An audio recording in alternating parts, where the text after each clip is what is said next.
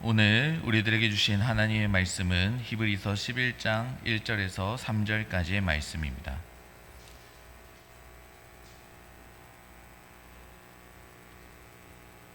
히브리서 11장 1절에서 3절까지의 말씀 우리 한 목소리로 합독하도록 하겠습니다. 믿음은 바라는 것들의 실상이요 보이지 않는 것들의 증거니 선진들이 이로써 증거를 얻었느니라. 믿음으로 모든 세계가 하나님의 말씀으로 지어진 줄을 우리가 아나니 보이는 것은 나타난 것으로 말미암아 된 것이 아니니라. 아멘. 오늘도 수요예배 자리 가운데 나오신 성도님들의 삶 가운데 주님의 은혜와 주님이 주신 평강이 늘 함께하기를 주님의 이름으로 축복합니다. 우리는 계속해서 비상이라는 주제로 말씀을 듣고 있습니다. 비상을 검색해보니 명사로는 높이 날아오름, 그리고 동사로는 날아오름이라는 뜻을 가지고 있는 단어입니다. 우리는 하나님을 의지하는 믿음으로 높이 비상해야 합니다. 하나님을 의지하는 믿음을 가진 사람은 상상을 초월하는 삶을 살게 됩니다. 이 세상은 꿈꾸는 사람과 믿음의 사람에 의해서 움직이고 있습니다. 하늘을 날 수 있다는 믿음을 가지고 하늘을 나는 것을 꿈꾸었던 라이트 형제를 통해 비행기가 만들어졌습니다. 꿈과 믿음은 함께 하는 것입니다. 믿음을 가진 사람은 연약해 보이지만 세상 속에 살아갈 때 부족해 보이지만 강합니다. 왜냐하면 그에게는 꿈이 있기 때문입니다. 꿈을 위해서 많은 것을 포기하고 불합리하지만 견디고 참고 살아가는 것입니다. 우리는 오늘 본문 말씀에서 나오는 믿음의 조상이라 불리는 아브라함을 통해 믿음으로 사는 사람들을 통해 믿음이 무엇인가를 배워야 합니다.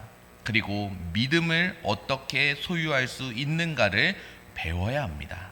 믿음으로 산다는 것이 어떻게 살아가는 것이고 어떻게 지키고 그 믿음을 키우는가를 배워야 하는 것입니다. 믿음이 우리 삶 속에서 어떻게 역사하는가를 들어야 합니다. 성경에서는 믿음으로 살아가는 사람이 어떤 사람인지 알려주고 있습니다. 로마서 1장 17절 하반절 말씀을 함께 읽겠습니다. 오직 의인은 믿음으로 말미암아 살리라 함과 같으니라. 아멘.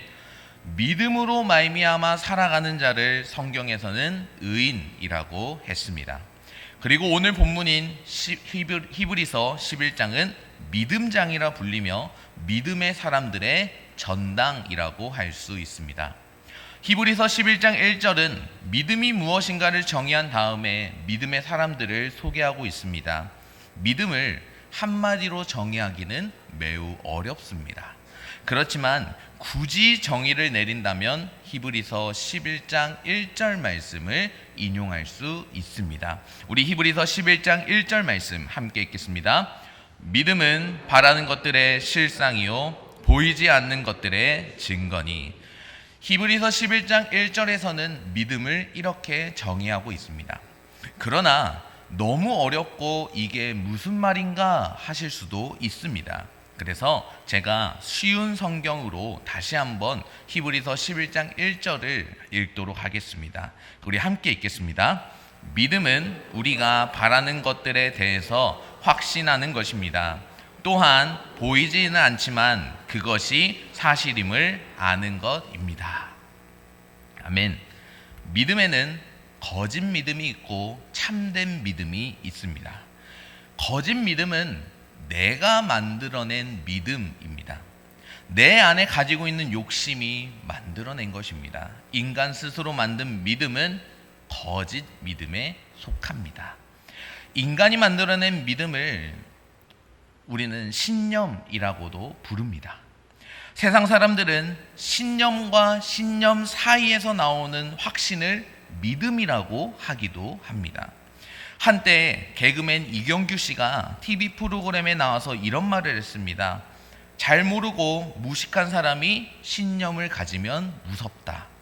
이 말로 인해서 한때 사회에서는 큰 파장이 있었습니다.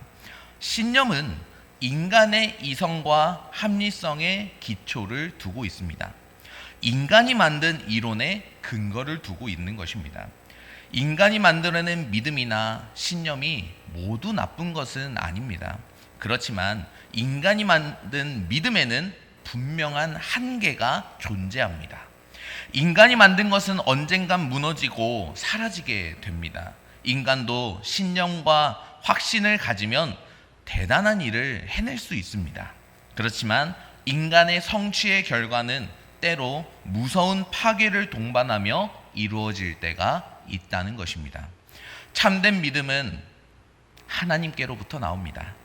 참된 믿음은 영원하고 변함이 없습니다. 참된 믿음은 바라보는 대상에 의해서 결정이 됩니다. 사람을 바라보고 세상을 바라보는 믿음은 인간의 믿음이요 세상적인 믿음, 즉 신념입니다. 그렇게 우리가 믿음을 가지고 그 대상을 바라보는 것이 중요하고, 또 믿음을 말할 때는 믿음의 대상에 따라 모든 게 결정이 됩니다. 아브라함은 사람이 만든 거짓 우상을 바라보며 살던 중 참되신 하나님의 부르심을 받았습니다.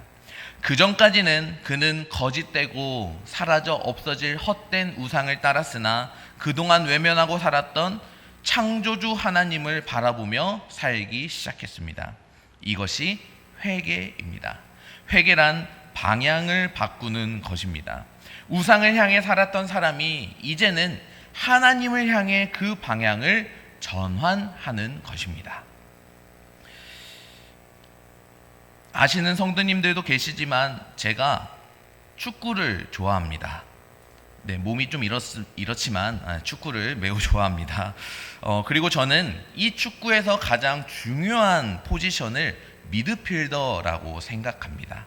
넓은 경기장 안에서 경기가 시작되면 22명의 선수들이 축구공을 쫓아 이리 뛰고 저리 뛰어다니면서 경기를 진행합니다. 우리 팀이 공격도 해보고 수비도 해보고 골을 넣기도 하고 골을 먹히기도 합니다. 그러한 과정 중에서 우리 팀이 공격을 할 때 한쪽 방향으로, 오른쪽 방향으로만 공격을 하면 상대팀이 눈치를 채고 그쪽 방향에서만 수비를 할 것입니다. 그렇게 오른쪽 방향으로만 공격을 하고 그 방향에서만 머물러 있으면 상대팀에게 주도권이 넘어가게 되고 심각한 경우에는 골까지 먹히게 되는 것입니다. 그때 필요한 게 이 미드필더 선수들의 방향 전환입니다. 미드필더 선수들이 오른쪽 방향으로 공격을 하다 고개를 들어 방향을 왼쪽으로 보고 전환을 합니다. 그 순간 22명의 선수들은 공을 따라 오른쪽에 있던 선수들이 왼쪽으로 가게 됩니다. 이렇듯 우리들의 삶 가운데 방향이 중요하고 그 방향으로 가기 위해서는 전환이 필요합니다. 아브라함이 자신의 삶 가운데서 우상을 따르는 삶이 방향을 전환해서 하나님을 따르는 삶이 되었던 것처럼 말입니다. 그렇다면 우리들의 삶은 현재 어디에 머무르고 있습니까? 아직 내 신념과 내가 만든 우상과 죄 가운데서 머무르고 계십니까? 이제는 방향을 전환할 때입니다. 참된 믿음을 주실 수 있는 하나님께로 방향 전환을 하시기 바랍니다. 우리 모두가 주님을 바라보고 주님께서 주신 믿음으로 말미암아 살아갈 수 있기를 주님의 이름으로 소망합니다. 히브리서에서는 하나님을 기쁘시게 하는 것은 믿음이라고 말합니다. 그 믿음은 하나님의 살아계심과 그를 찾는 자들에게 상 주시는 하나님을 믿는 믿음입니다. 우리 히브리서 11장 6절 말씀 함께 읽겠습니다. 믿음이 없이는 하나님을 기쁘시게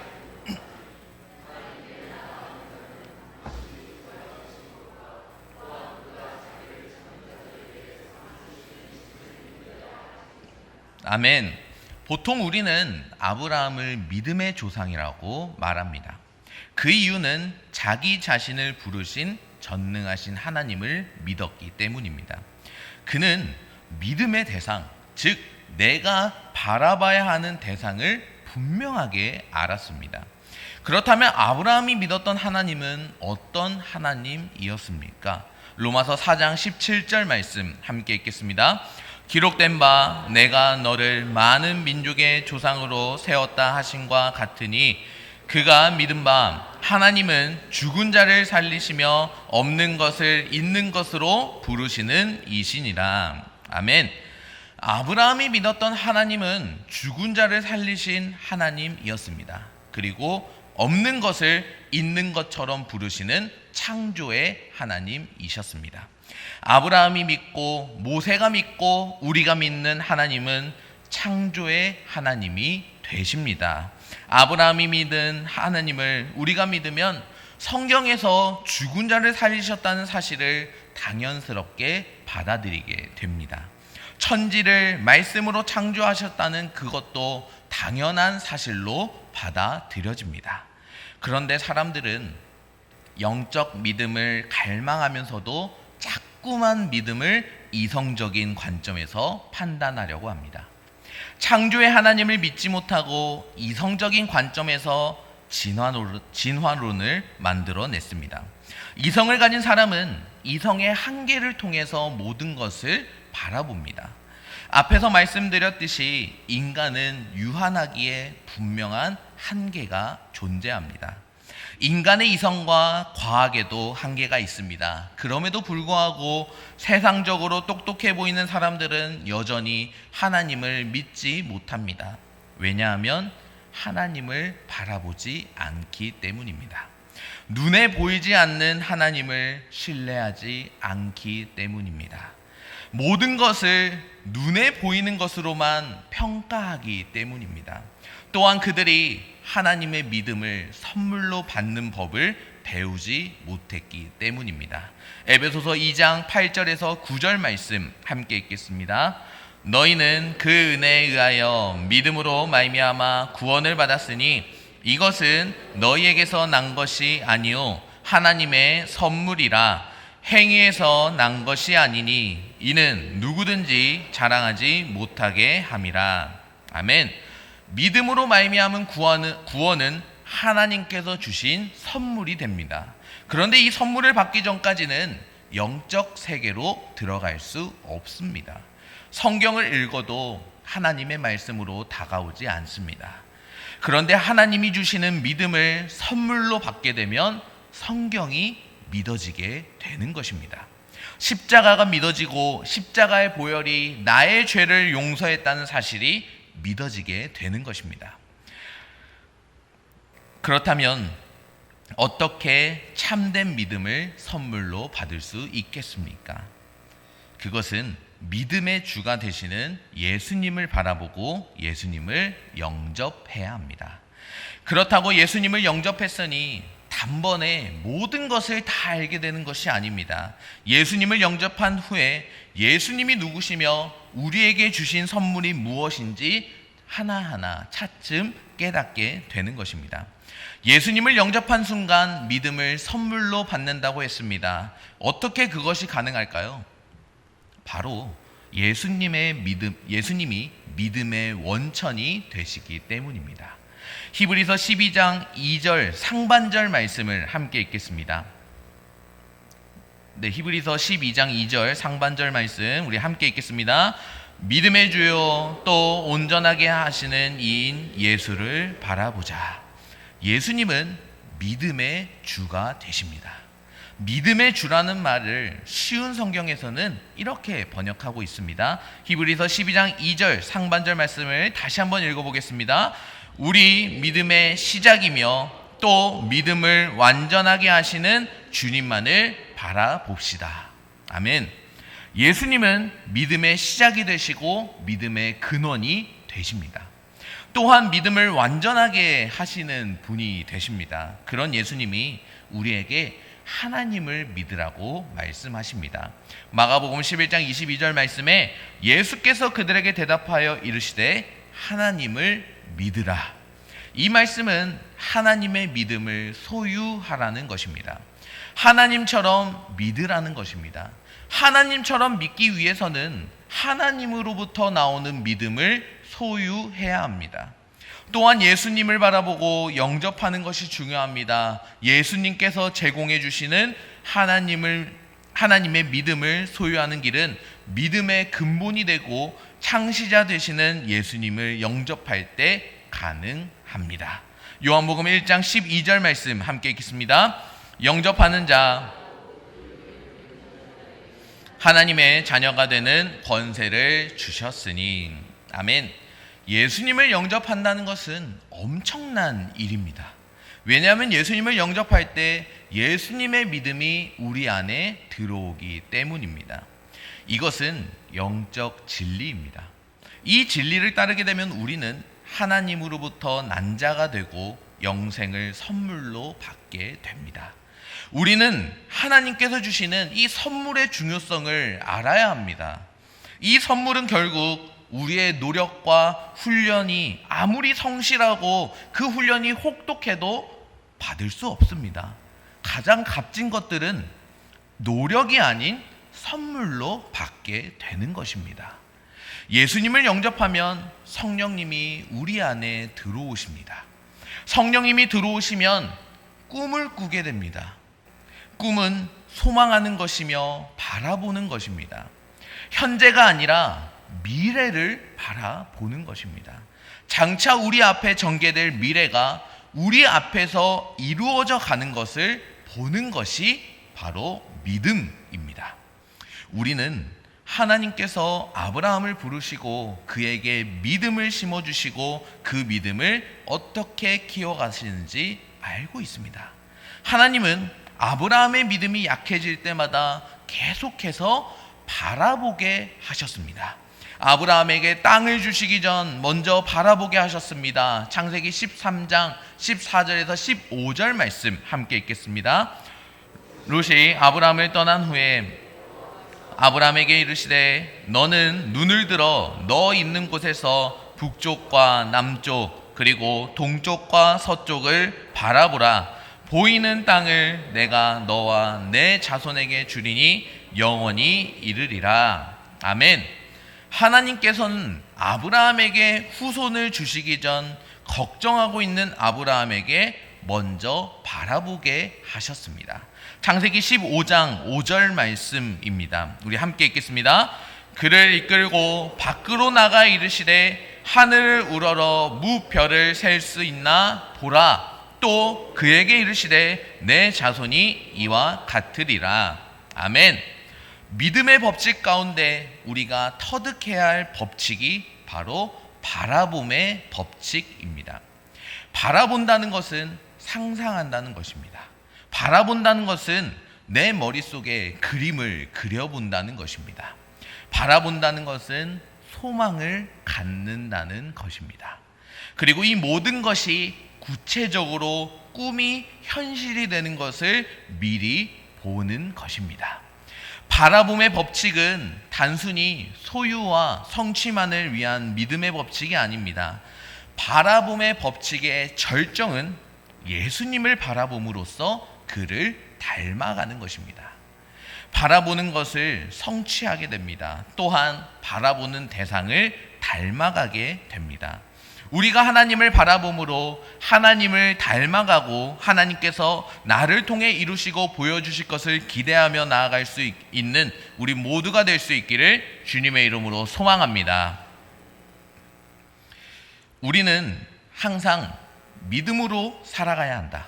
믿음으로 승리해야 한다라는 말을 많이 듣고 있습니다. 그렇다면 이 믿음으로 산다는 것이 어떤 삶일까요? 현실을 무시하고 살아가는 삶일까요? 아닙니다.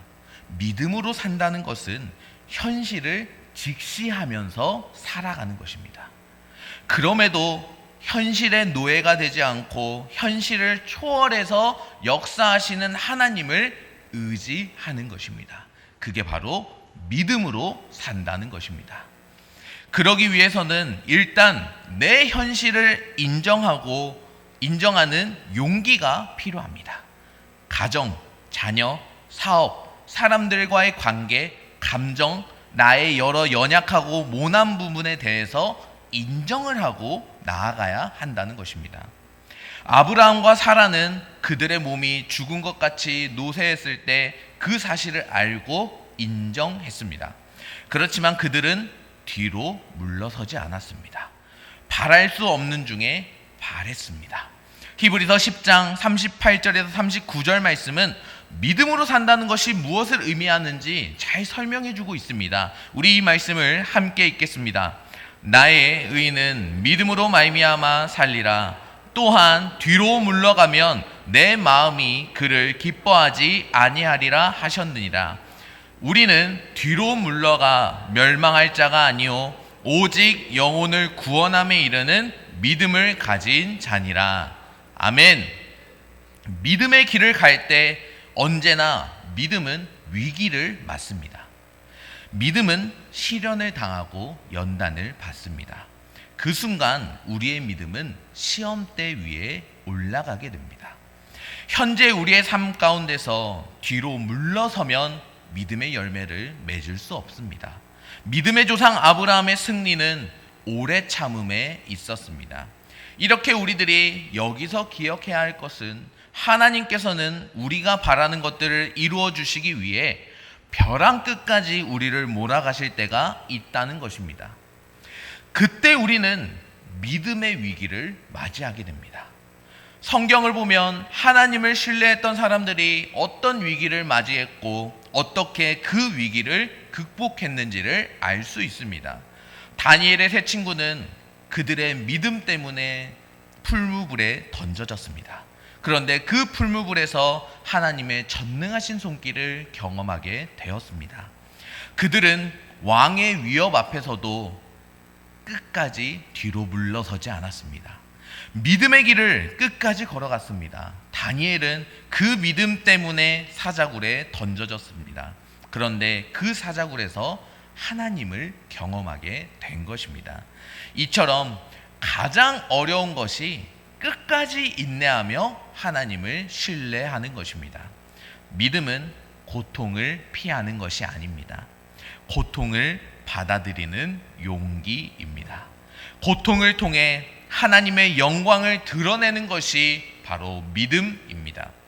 미국의 신학자이자 철학자이자 목사였던 폴 틸리는 이렇게 말했습니다. 믿음이란 용기를 가지고 고통을 받아들이는 것이다.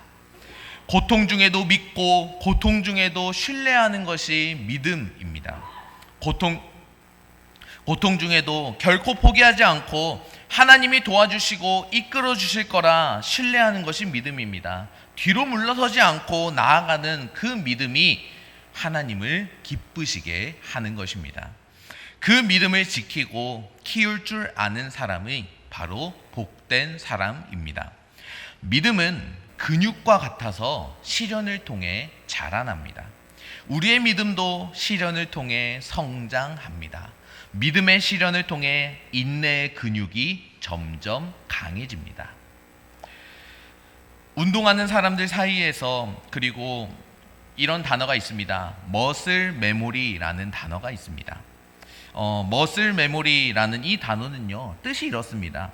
반복적인 운동을 통해 근육과 신경계가 특정 동작이나 운동 경험을 기억해서 운동을 중단했다가 다시 시작해도 빠르게 이전의 수준으로 회복할 수 있게 하는 현상을 바로 머슬 메모리라고 합니다. 우리에게는 믿음 메모리가 필요합니다. 반복되는 시련 속에서 믿음 생활을 이어가지 못하고 잠시 멈춰 있고 넘어져 있고 늦어질 때도 있습니다. 그러나 다시 믿음으로 나아가기를 결단했을 때 우리의 믿음이 이전의 수준까지 회복이 되는 믿음 메모리가 우리에게는 필요합니다. 그리고 그 믿음이 주님께서 나를 선하게 이끌어 주신다는 믿음이 되어야 하는 것입니다. 하나님께서는 아브라함의 믿음을 시험하셨습니다. 하나님은 가끔 시련을 통해 우리의 믿음을 테스트하십니다. 창세기 22장 1절에서 2절 말씀 함께 읽겠습니다. 그 일 후에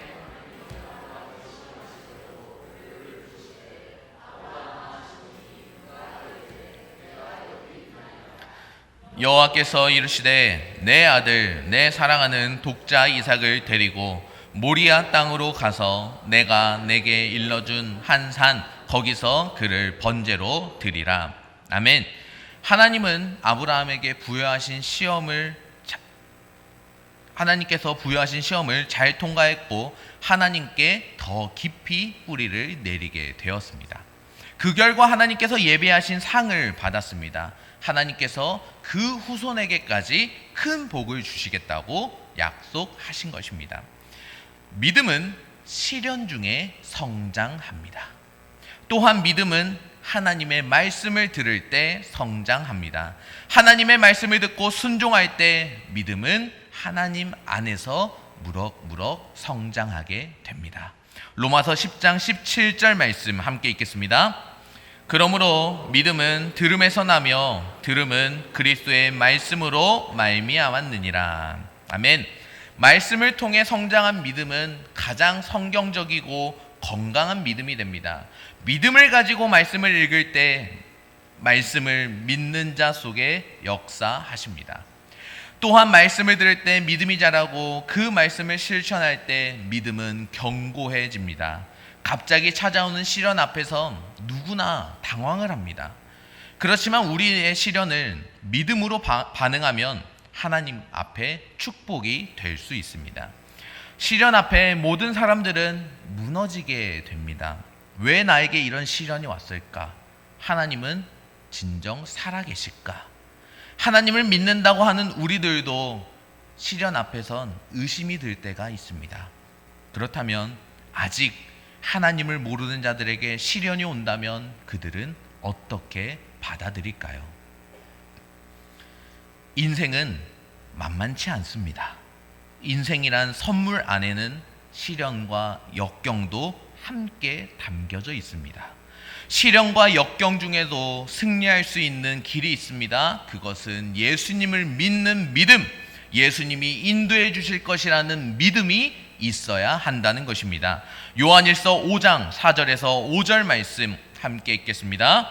무릇 하나님께로부터 난 자마다 세상을 이기는 승리는 이것이니 우리의 믿음이니라. 예수께서 하나님의 아들이심을 믿는 자가 아니면 세상을 이기는 자가 누구냐? 아멘. 누가 부요한 자입니까? 누가 강한 자입니까? 누가 승리자입니까? 이 모든 질문의 답은 하나입니다. 믿음을 소유한 자가 이 모든 질문에 해답이 됩니다. 믿음은 기적을 만들고 우리를 비상하게 만들어줍니다. 믿음은 씨앗과 같아서 말씀과 기도로 물을 주고 돌볼 때 성장할 수 있습니다. 믿음의 사람들과 함께 만나 교제할 때 믿음의 불은 점점 타오릅니다. 숯불이 따로 떨어져 있으면 그 열기가 식어 쉽게 재가 될 수 있습니다. 그렇지만 숯불이 한 곳에 모아지면 더욱 큰 불길을 만들 수 있습니다. 우리는 믿음을 소멸시키지 말고 점점 더 키워가야 합니다. 시련 중에 낙심하지 말고 더욱 하나님의 말씀을 붙잡아야 합니다. 믿음의 공동체를 귀하게 여기고 그 공동체 안에서 교제하는 가운데 더욱 우리의 믿음이 성장시켜야 합니다. 이 자리에 앉아있는 모두가 하나님을 믿는 믿음으로 하나님 앞에서 비상하는 삶을 살기를 주님의 이름으로 소망합니다. 이제 말씀을 정리하도록 하겠습니다. 사랑하는 성도 여러분, 히브리서 기자는 믿음을 바라는 것들의 실상이요 보이지 않는 것의 증거라고 선포하고 있습니다. 말씀은 우리가 믿음 안에서 어떻게 살아야 하는지를 분명히 보여주고 있습니다. 믿음을 가진 사람은 마치 독수리의 날개로 비상하는 것처럼 세상의 무게를 뛰어넘어 하나님의 높고 깊은 뜻을 향해 나아갑니다. 그러나 그 믿음은 막연한 의지나 자기 확신이 아닙니다. 믿음의 대상은 오직 살아계신 하나님이 되십니다. 우리가 예수 그리스도를 영접할 때 그 하나님께서 친히 우리들에게 믿음을 선물로 주십니다. 그러므로 믿음은 인간의 업적이 아니라 하나님의 선물입니다. 그리고 그 믿음이 자라는 방법은 바로 하나님을 바라보는 것입니다. 바람을 보고 흔들리는 것이 아니라 눈에 보이진 않으나 영원히 변치 않으시고 나를 바라보고 계시는 주님께 시선을 고정하는 것입니다. 그럴 때 우리는 인내로 열매를 맺게 되며 고난과 시험 속에서도 흔들리지 않고 열매 맺는 삶을 살 수 있습니다. 마지막으로 하나님은 우리가 그저 땅에 머물러 있는 존재가 아니라 믿음으로 하늘을 향해 비상하는 존재가 되도록 선하게 인도하고 계십니다. 우리의 걸음을 붙드시고 믿음의 경주를 끝까지 완주할 수 있도록 이끌어 주시는 분이 되십니다. 그러므로 사랑하는 성도 여러분, 오늘 우리가 붙들어야 할 메시지는 단순합니다. 믿음으로 하나님을 바라보시기 바랍니다. 믿음으로 하나님을 바라보시기 바랍니다. 그분께 시선을 고정할 때 우리의 믿음은 날개가 되어 세상의 한계를 넘어설 것이며 결국 우리를 인내와 승리의 열매로 인도하실 것입니다. 오늘 말씀을 기억하며 그 말씀을 삶으로 살아내 주님께 칭찬받을 수 있는 저와 여러분이 될 수 있기를 주님의 이름으로 축복합니다.